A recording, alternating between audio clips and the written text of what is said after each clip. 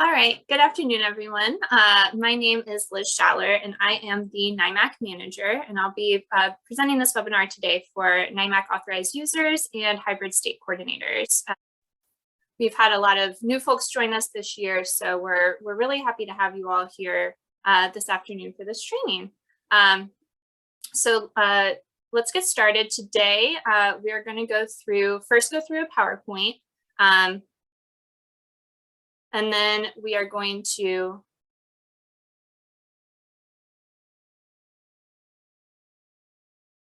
start a live demo where I will demonstrate some of the features that we'll be talking about during the PowerPoint, including how to search and download, how to assign files to accessible media producers, and how to utilize that watch list feature. All right, so first, before we jump into your account and what you can do in the system, let's talk a little bit about the basics of the NIMAC. The NIMAC project was created by IDEA 2004, and it is a national source file repository for K-12 textbooks and instructional materials. We make NIMAC files available for use in producing accessible formats for K-12 instructional materials. To date, we have over 67,000 file sets from almost 160 publishers. We're really happy to say that all 50 states, plus 6 outlying areas, and the Department of Defense all work with the NIMAC. So what is this file format we received, NIMAC? NIMAC stands for the National Instructional Materials Accessibility Standard. It is an XML-based source file format. And this file format is designed for producing accessible formats such as Braille, DAISY, EPUB, and large print. It is not a file format that is intended for distribution directly to students. It's important to note that NIMAC is the only format we receive. We do get requests sometimes for PDFs or other accessible formats. We do not receive any of those. We only receive this source file format. And also important to note that NIMAC is not actually a byproduct of print or digital book production. So it can take up to 6 weeks or even more for NIMAC to be produced when requesting a new file. How do we receive these files? Under IDEA 2004, the only mechanism to require NIMAC from the publisher is the book adoption contract or purchase agreement. There is no blanket requirement for publishers to submit files to the NIMAC. So it is the responsibility of states and districts to require NIMAC when they purchase new textbooks. And this has been in effect since 2006. Ideally, when NIMAC is included in the contracts, then the file will already be available in the system when a need for an accessible format is identified. So what types of materials do we receive? The NIMAC receives a wide range of student-facing instructional materials. These include textbooks, workbooks, supplementary readers, as well as some ancillary materials such as Blackline Masters. There are also materials that are exempt from the NIMAC, and these include teachers' editions, pre-2006 titles, trade books, college textbooks, and reference books. We also do want to remind everyone that we can now also accept NIMAC files for some digital instructional materials. And if you have any questions about that or want more information, we do have a Q&A on our website. And also feel free to reach out to us. All right, so getting into the account types. What is a NIMAC authorized user? An authorized user is someone who has been designated by their state coordinator to have an account that provides full access to the NIMAC repository. These individuals are generally from within the educational structure of the state, such as from an IRC or from a state Department of Education. As an authorized user, you can search and download files from the NIMAC. And importantly, you can also assign files for download by registered accessible media producers. Accessible media producer accounts are freely available, but they do provide more limited access to the repository. AMPs can only download files that are assigned to them by an authorized user. And we will cover the file assigning in the demo portion of the presentation today. So before we go on, I'll pause for a second, and Alexa Miller on our team is monitoring the chat for me. So Alexa, have there been any questions so far? Hey Liz, Jay would like to know how state coordinators are chosen. Oh, that's a great question. I think it really depends quite a bit from state to state. I think many of those people are like a state director of special education or in some position at the SEA level. But it really varies quite a bit. And we do not have any part in the selection process. That is up to the state. But if you have any more specific questions about that, feel free to reach out. And I think Nicole could also provide some more context, historical context, if you're interested in that. But I think we see a lot of like state Department of Special Education folks in that role. All right, if there are no other questions, I'm gonna move on. But again, feel free to put them in the chat. Also, kind of when we get into the demo portion and toward the end of the presentation, you are also welcome to unmute and ask your question out loud. All right, so one kind of important update that happened last year was that there are now new National Library Service guidelines for eligibility. So in February of 2021, the NLS updated its eligibility guidelines, and the changes to the guidelines included expanding the pool of professionals who can certify eligibility, as well as eliminating the requirement that a medical doctor certify eligibility for individuals with reading disabilities. And so it's a really big change. We actually do have some resources on our website if it's something that you are interested in learning more about and would like to share with folks. We do have a PowerPoint that covers this in more detail. And since IDEA 2004 does point to the NLS guidelines for NIMAC eligibility, these changes also affected the NIMAC. In order to align our agreements with the new NLS guidelines, the NIMAC sent out updated limitation of use agreements last year to all users. So if you were already a NIMAC authorized user before May of last year, you should have received an email from us asking for you to complete the new limitation of use agreement. If you have registered as an authorized user since May, you already received the updated limitation of use agreement during the registration process. So this isn't something that you need to resubmit to us. If for some reason you think that maybe you haven't submitted the new LUA, or you still need to do that, you can download that from the link. I think Alexa will pop that in the chat for us. And then we just need you to initial each page and fill in section 13.0. And then you can email us that signed document, or you are welcome to mail in a hard copy. We are happy to say that the NIMAC can also now accept authenticated digital signatures. So if you have DocuSign or Adobe digital signatures or something like that available to you, you are welcome to complete the document electronically and submit it to us that way.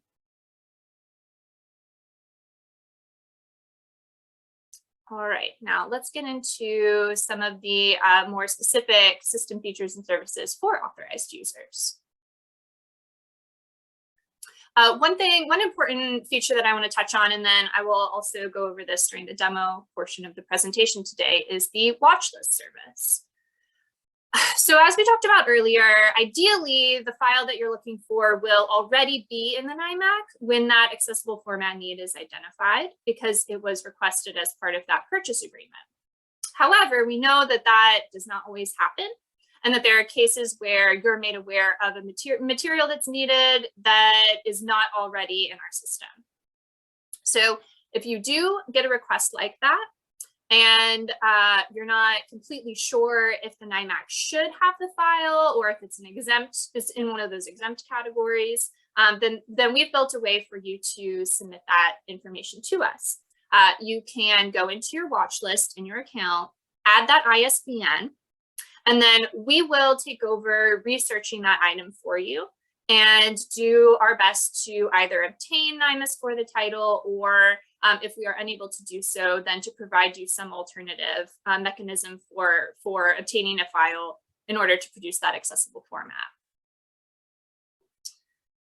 It's sometimes the case that we receive watchlist requests for files that are actually already in production.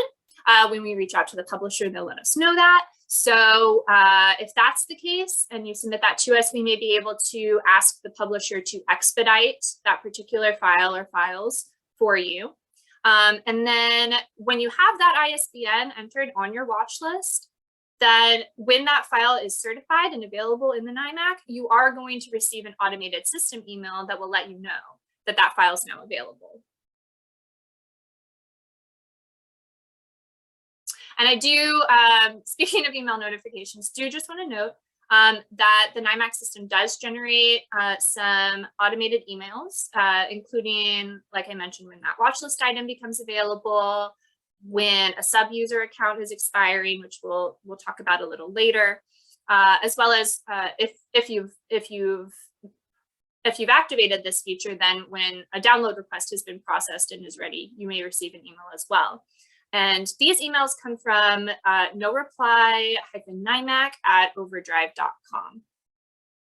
We know that some organizations, schools have pretty strong email filters at this point, and that sometimes those automated emails may get lost in your email junk folder or something. So we do recommend that everyone add this email address to your contacts, just so we can make sure that you are getting those automated notifications. And if you are having any issues with that, please feel free to reach out to us. We can try to help troubleshoot on our end as well. Okay, so getting into another kind of helpful feature in the NIMAC, talking about MathML. So MathML, if you're not familiar with it, is optional XML markup for math and scientific notation. The benefit of MathML is that when software does support it, it can be used to automatically generate Braille or other formats. In the past, math was most often provided in NIMAC as images, which cannot automatically be converted into Braille. We're happy to say that many publishers do now provide MathML in their NIMAC files, but we are also aware that not all Braille production software or accessible format production software supports MathML. So if a NIMAC file does include MathML, and again, during the demo portion, I'll show you where you can find that information, but the software that you're using for conversion does not support MathML, you will have the option in the system to choose to download the file without that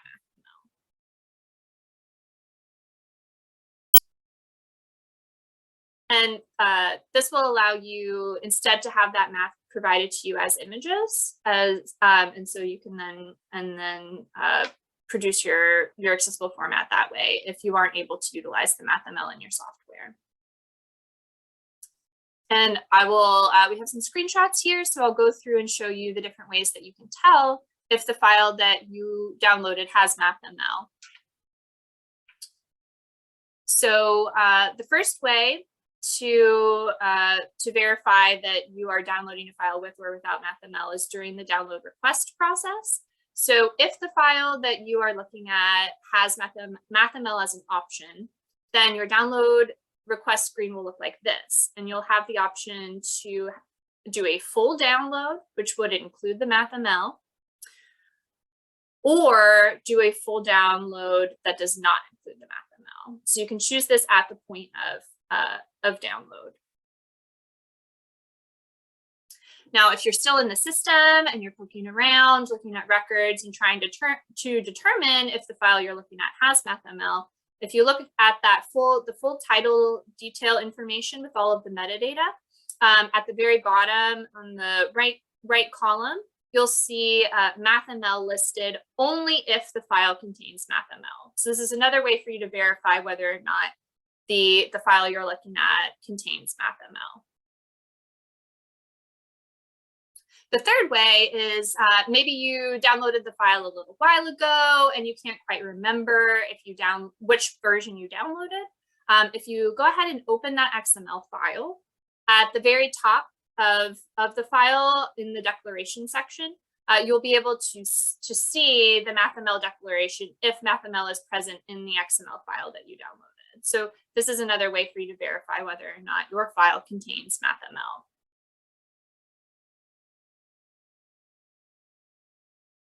Okay, and so getting into producing formats using NIMAC. So AMPs generally rely on proprietary software to produce accessible formats. And historically, it has not been under the purview of the NIMAC to provide training or support for this third-party software and production workflow.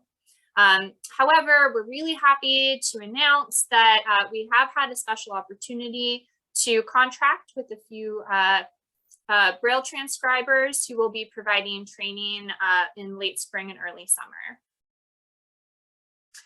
We'll be hosting a series of training webinars. They'll actually be hosted through the APH Access Academy, if you're familiar with that.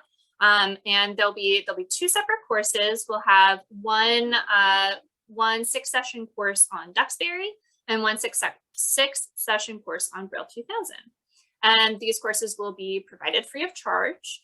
They will also be archived on the APH Hive. So they will be something that you will be able to access after the fact as well, especially if you or your interested Braille transcribers are on vacation or off of work for the summer. They'll be able to access those archived versions anytime. And we are still gathering the registration information for that. So we will be sharing out information about that very shortly. So people can go ahead and register. All right, and then one last thing I wanted to note, and then I'll pause and see what questions folks might have in the chat. This is just our landing page, the NIMAC informational site landing page. If you haven't been in a while, or if you're new to the system, this is what it looks like. And we have circled on the screen the authorized user tab. And if you go there, a lot of the this training webinar will be archived there, as well as the PowerPoint. We also are happy to say that we are getting these PowerPoints and the captions for these webinars transcribed in Spanish as well. So they'll also be available in Spanish, as well as many other resources that might be of interest to you. So if you haven't already, please do check out our site. All right. Now let me take another pause, and Alexa, would you mind taking a look at the chat and letting me know if there are any questions? I think I've covered Linda's and Crystal's. Erin wants to know if we will consider providing Braille Blaster training, I think is what she is requesting. Oh, okay, that's a great question. So actually, there will be some talk of Braille Blaster, I think, in both of the training sessions as part of their general workflow of working with NIMAC files. We don't currently have planned a separate training just on Braille Blaster, but it is something that we've talked about and is possibly something that we can do in the future. So definitely, if that's something that would be helpful to you or of interest, please do send us an email with that information. We kind of, we use that as a record notes for us to reference back when we're trying to figure out, what would be most helpful to provide folks in the future. So please do go ahead and email us that information if that's something that would be of interest to you or your colleagues. And one more, Crystal wants to know if we have potential dates for the AMP training. I'm not sure if those are set yet. So they are going to be, it's going to be kind of late May, early June are the training. We don't have the exact dates set up for registration yet, but that will be coming really, really soon. And we will get that information to you as soon as we possibly can.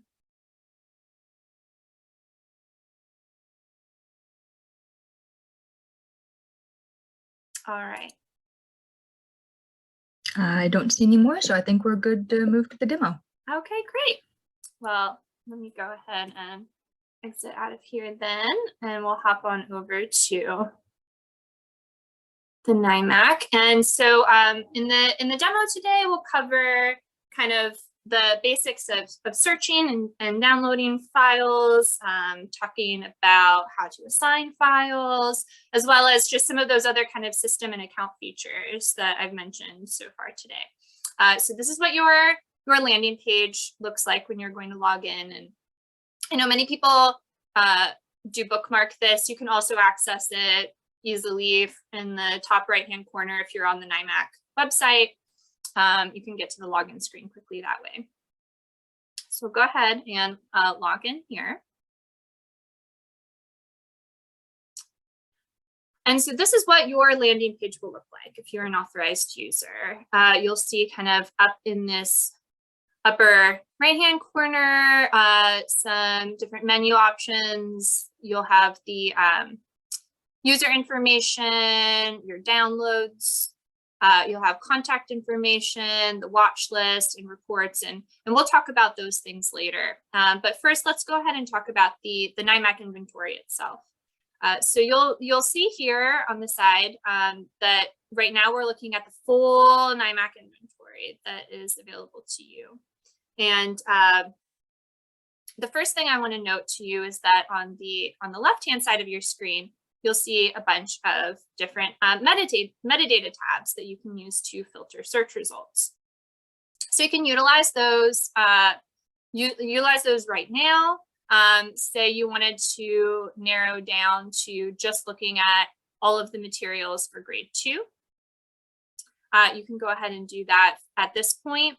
You can also apply filters once you have searched for something. So you can kind of utilize those either way. And they're kind of like the primary pieces of metadata that we get from publishers to help you identify the exact file that you're looking for. So the absolute best way to search in the NIMAC is the ISBN without hyphens. If you search using hyphens, the search is going to try and find every item that matches every section of that ISBN. And that's really not what you want. So we do recommend not including hyphens when you type in an ISBN. So let's go ahead and add one as an example and pull that up for you.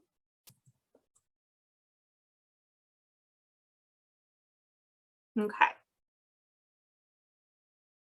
So you can see here, these are the really basic information about the file that may help you quickly identify if it's the file that you're looking for, particularly, looking at edition, looking at copyright year.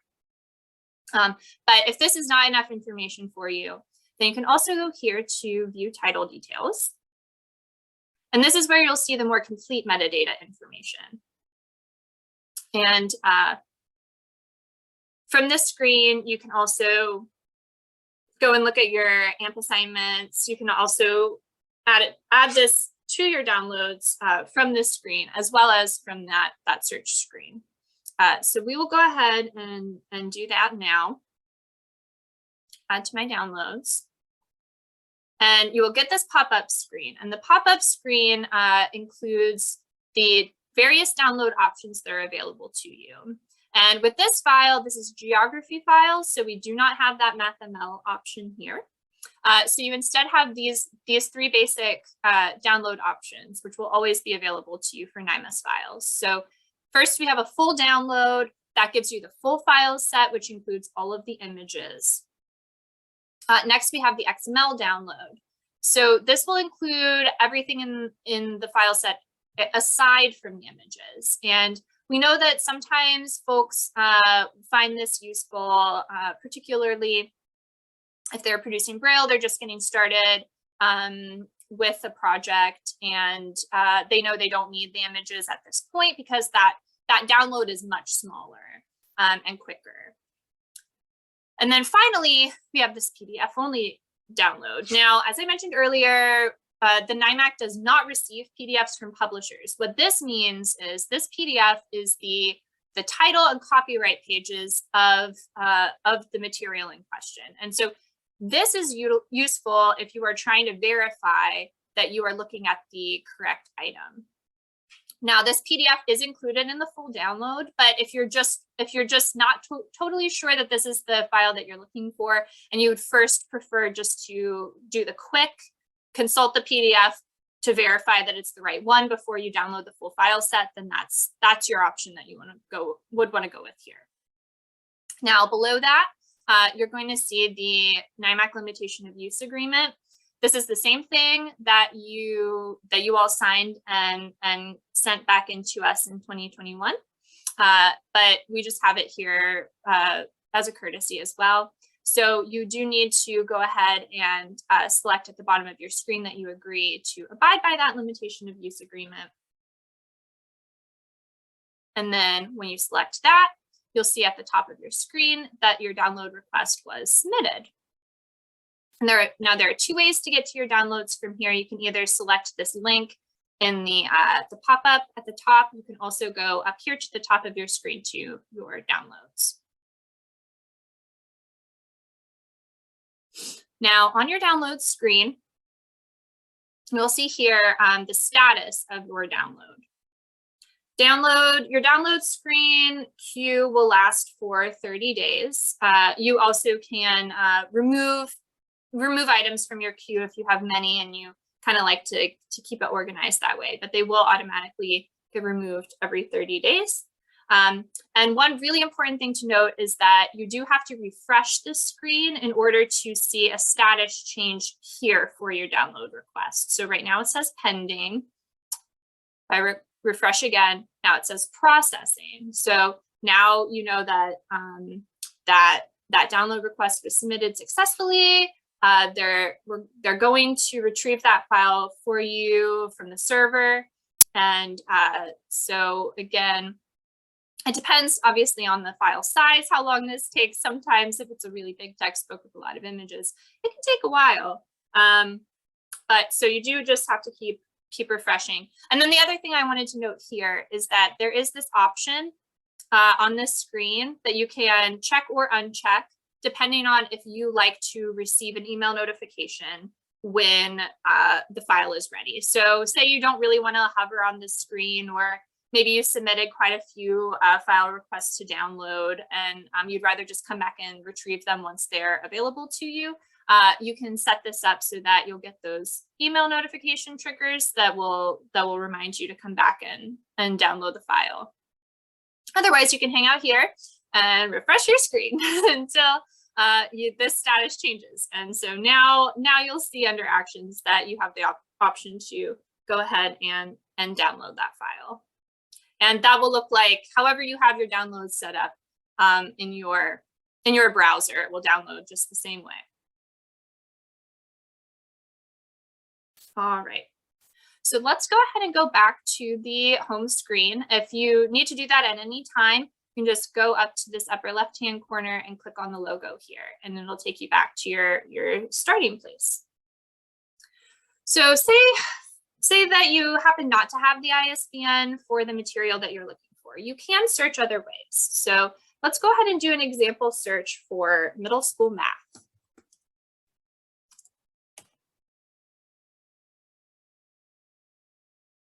Okay, so if you can look on the side here at your total. So there are almost 6,600 files that match this search subject, and that's because again the system is searching for all of these terms. So what you will want to do is if you have sort of a key part of a title or key phrase of a title, ideally put that in quotes, and it will significantly narrow your search results. We do recommend that you don't put a full title with many subtitles or parts in quotes to search, because it will search for that exact string. And it could be that the publisher did not submit the title information to us the exact same way that it is formatted either on the title page or perhaps in a spreadsheet or however you've received the information about the file. So we do recommend that you don't put a super long string of terms together in quotes here, because you may not get the result that you're looking for. But with a phrase like this, go ahead and put those quotes around it. And as you can see now, we've narrowed down our search results to 72, much more manageable. And so now that you've done that, you can go over here and you can narrow them down even further using filters. So let's go ahead and select a copyright year. So now we're looking at copyright year 2021. And let's also select a grade 6. Okay, so now we have 3 files here, grade 6, middle school math. And again, you can see here that these files also have MathML in them because this filter is available here. So that's one way to see that. You can also go into the file itself here. And if you look at the bottom right column, you will see that that MathML 2.0 listed here. Okay. So let's go back now and talk a little bit about how to assign files. We'll return to that geography example.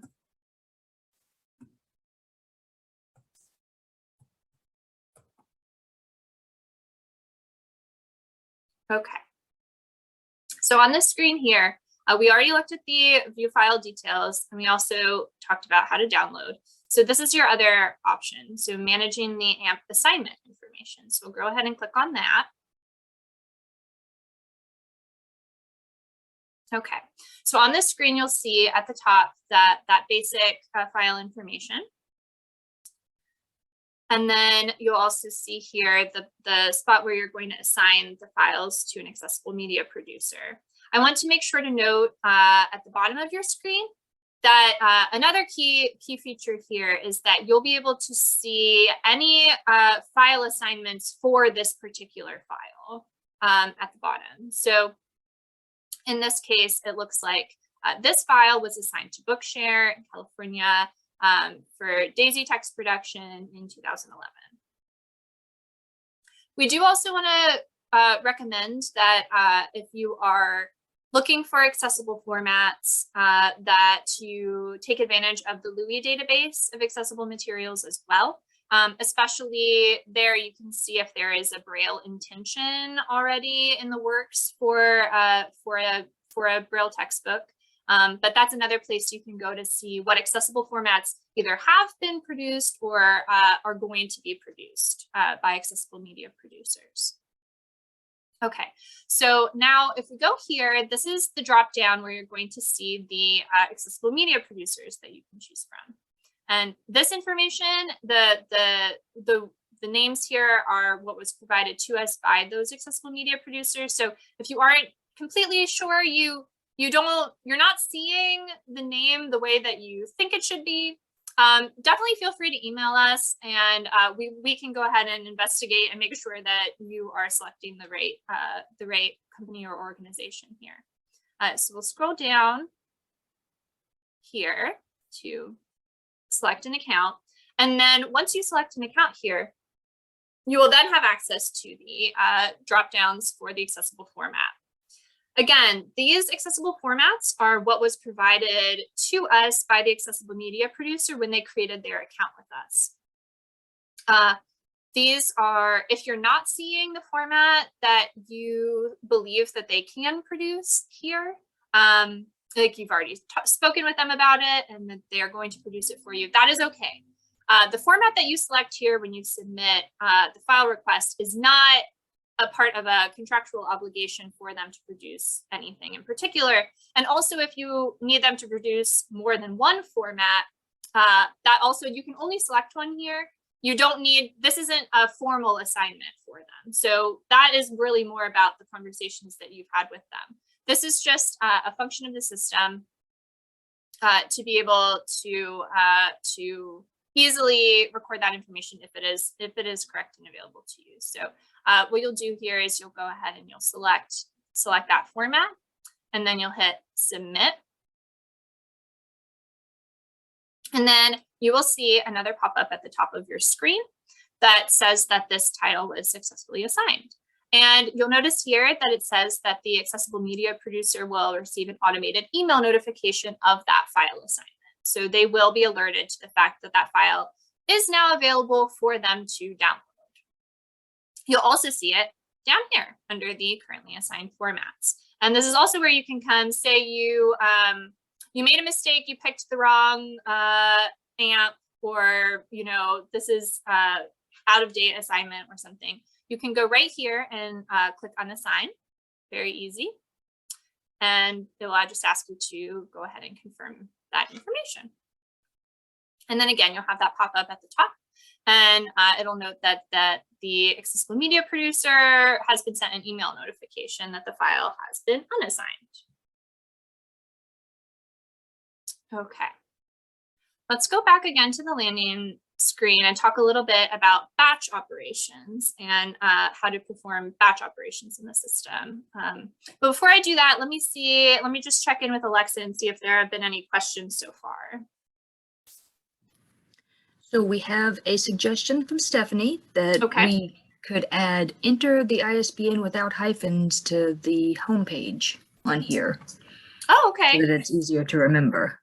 Yeah, let me write that down. Thank you for that suggestion. I agree with you. It's tricky because different systems you work in, want different things from you. So it would be nice to have that little reminder at the top of the screen. I totally agree. So yeah, we can look into that with our vendors, see if we can get that added to that home screen. It's a great suggestion. Are there any other questions? Yes, Erin would like to know if there is a good generic format choice they should use when assigning files to an AMP.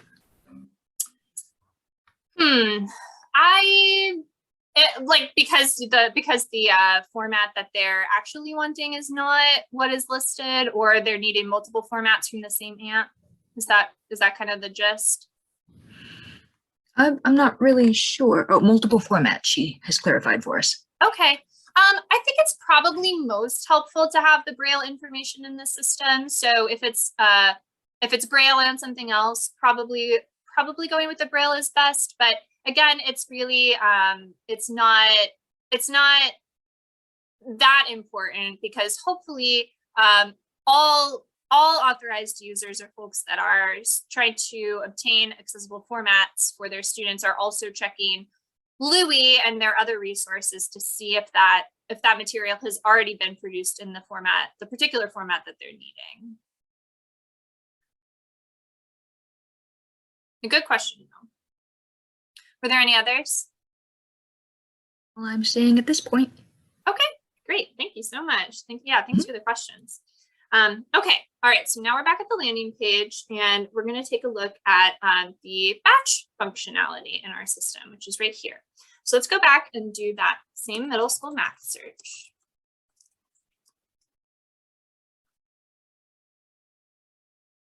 Okay, we have 72 files again. So let's narrow that down by copyright year. Let's go with 2018. Okay, so now we have three files here, course 1, course 2, course 3.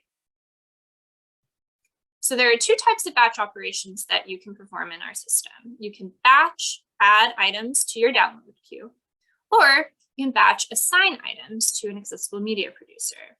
There is a limit in the system. You can only batch assign 250 files at a time. Hopefully no one is needing to do more than that, but that is kind of a built-in limitation to the system. And another thing that I do want to note is that there is no, the no MathML download is not an option in the batch downloading when you're doing the batch download. So you can take a look at this screen real quick, going over to your download queue. So again, you have those three basic options at the top: full download, XML download, just the PDFs to consult. You have the LUA here. Then you will need to click that you agree. And then at the bottom of the screen here, you will see the inventory of the items that you've selected. Now, a good kind of stopgap in our system is that you do have to go ahead and select all of the files from this list that you actually want. So say you got to this screen, but you actually only want courses 1 and 2, you can just select just those here.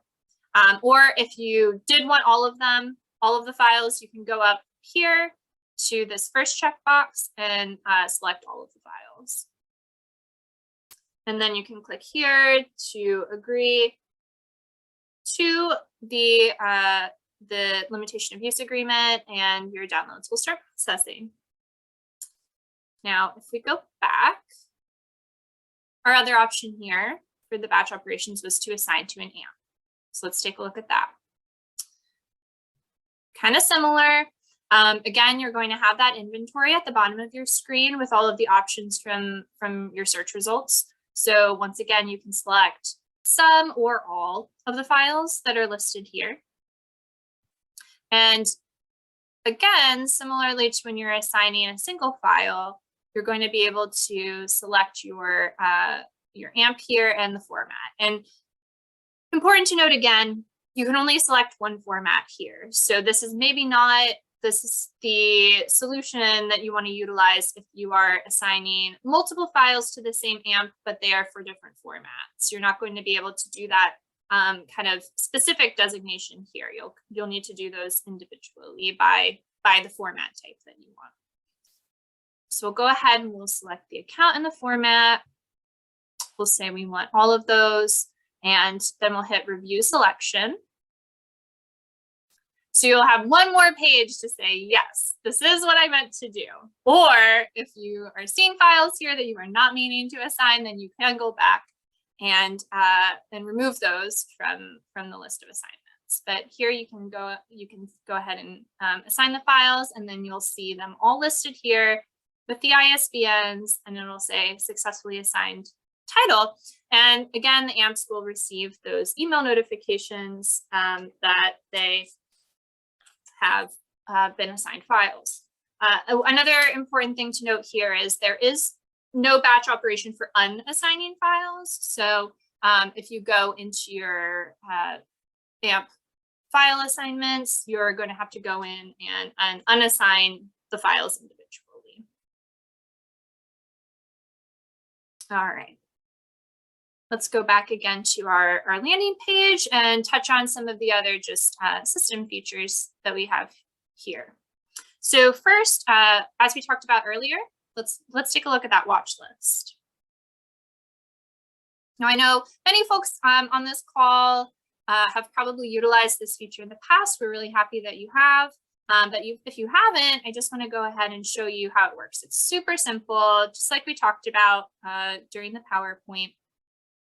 So say you searched for a file in the system and you did not get any search results. Let's see what that looks like. Okay, no results found. So you can go ahead and copy that ISBN, go over to your watch list, paste it right in, and hit create. And when you do that, you will get a little dialog at the bottom below that says that you've successfully created a new watch list item. Now, below that, you'll see the queue of the items that you've submitted to the watch list in the past and the various statuses. So this file here, this status and review process means that the file has been submitted to the NIMAC and we are currently reviewing it. This is for a new file and it says not submitted to the NIMAC. If you have submitted something that has since been certified, then the status here will indicate that it has been certified. And I also just want to show you very quickly what it looks like when you try to add an item to your watch list that is already in the system. So let's take a look at that.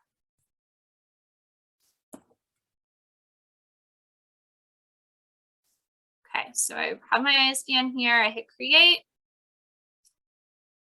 And just below below the screen, you'll see this ISBN is already certified and available in the NIMAC. So it could be that maybe you mistyped that ISBN, go back and search for it again, because you should be able to find it in there already.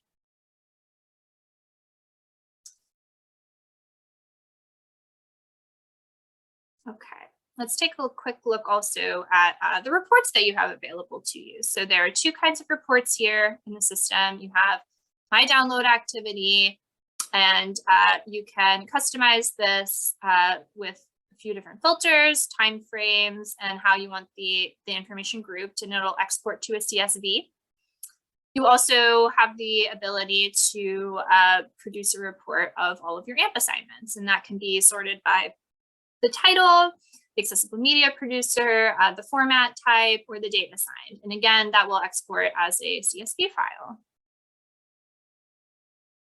Another thing I want to note here is that as an authorized user in the system, you do have access to all the contact information that publishers provide to us, as well as as accessible media producers provide to us. So you can come here and find those admin contacts for publishers, the email addresses and the phone numbers.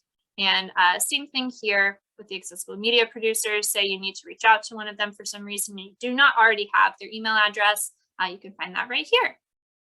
You can also search these lists. So pretty quick, handy dandy. And you also can export them as well. So if you prefer to look at a spreadsheet and sort that way, you can do that as well. I wanted to also show you really quickly where your account information is. So up here at the top under user information, my account, you'll see your account contact information listed. You'll also see the state coordinator that you are registered under here.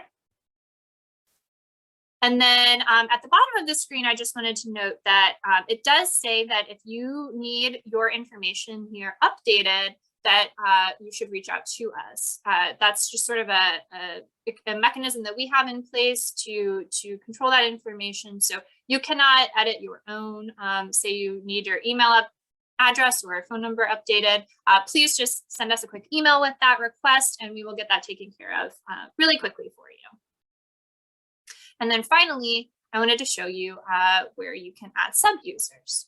So we know that sometimes an authorized user is going to be away on maternity leave or some sort of longer trip, and it makes sense for someone else to be able to access your account. You can come here and you can add a user, and this will provide that individual with access to your account for a 3-month window. You will add their first and last name and their email address, click Save Changes, and then the system will send them an automatic email with login information for their account. So they will have separate login information from you, but they will be able to access this account. They do not need to complete that limitation of use agreement for us. You are welcome to ask them to complete one for you, for your purposes, but they do not need to send that to us. And we do just want to note that authorized user accounts are tied to the individual. It's very important because when you download files from the NIMAC, our digital rights management protection is that they get fingerprinted and watermarked according to whichever account downloaded them. So authorized user accounts are not transferable. If you leave your position, please let your state coordinator know that they should remove your account. And please do not let others access your account without utilizing this sub-user structure.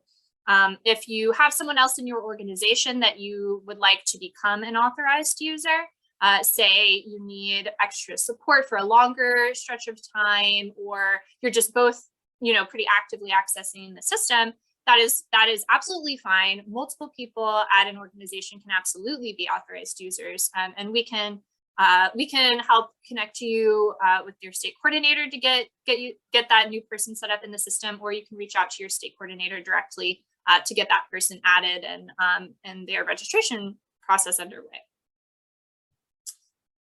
All right, I think that was all that I wanted to cover today. So let me check in again with Alexa and see if we have any additional questions.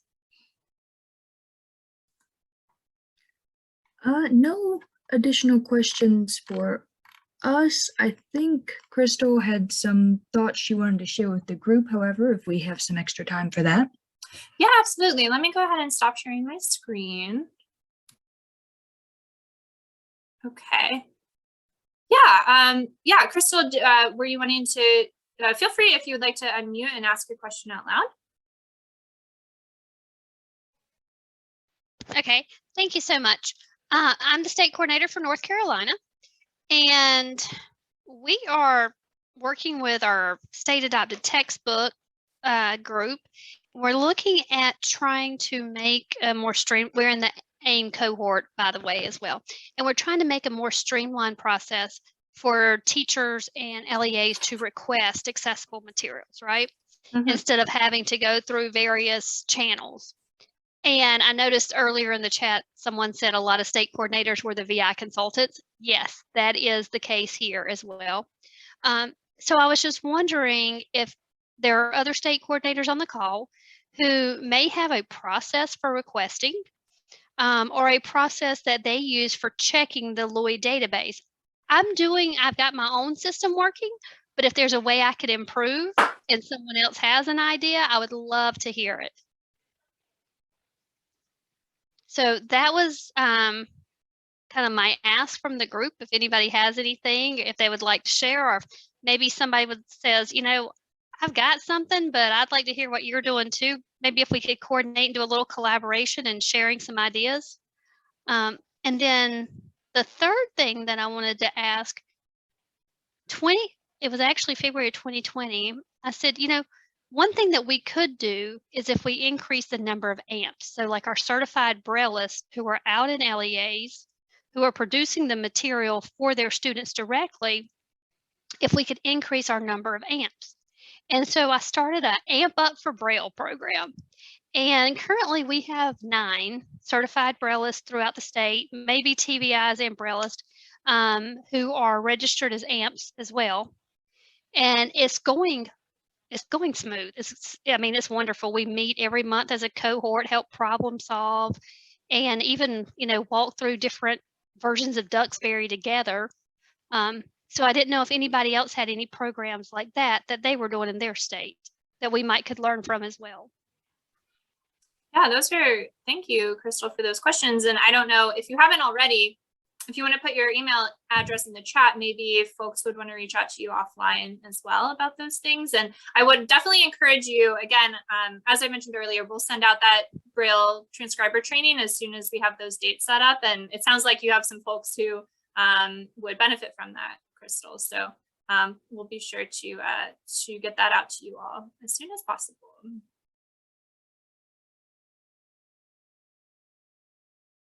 We do have a couple more minutes if anyone else has any questions or has anything that they'd like to share with Crystal. Again, also offline is fine as well. Sometimes I know those resources are something that's, you know, a Word document or some sort of procedure document. So yeah, but thank you. And thanks everyone for being here today. Alexa, if you wouldn't mind going ahead and putting the link in the chat. We do have an exit survey. It's really quick, just 1 minute. And that feedback's very important to us for our reporting to the Department of Education, as well as in how we kind of customize and tailor these trainings so that they can best help you.